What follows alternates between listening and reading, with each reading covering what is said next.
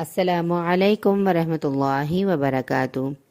عزیز سامعین، ہم ڈپریشن اور مشکلات کے حل کی سیریز نمبر 7 کے ساتھ حاضر ہوئے ہیں۔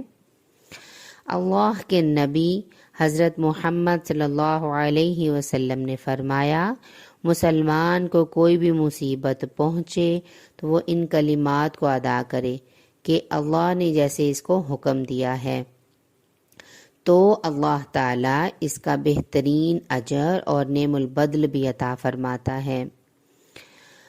اِنَّا لِلَّهِ وَإِنَّا إِلَيْهِ رَاجِعُونَ اللهم اجرني في مصيبتي وأخلف لي خيرا منها۔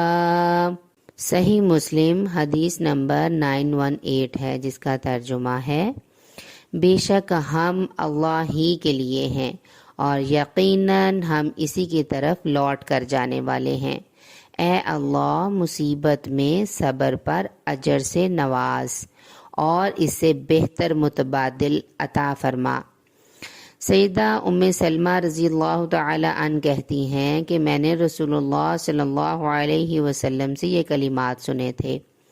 پھر جب میرے خاوند ابو سلمہ رضی اللہ تعالی عنہ فوت ہوئے تو میں نے یہ کلمات ادا کیے تو اللہ تعالیٰ نے مجھے ان کے بدلے رسول اللہ صلی اللہ علیہ وسلم عطا فرمائے۔ الحمدللہ۔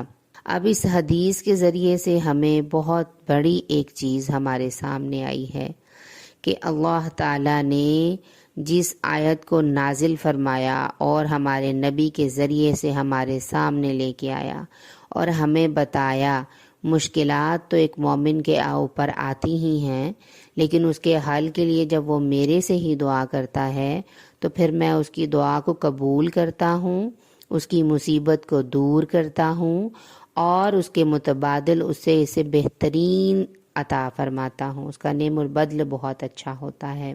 اسی کے ساتھ ہی اجازت چاہوں گی، انشاءاللہ ہم نیکسٹ سیریز میں حاضر ہوں گے۔ جزاکم اللہ خیر۔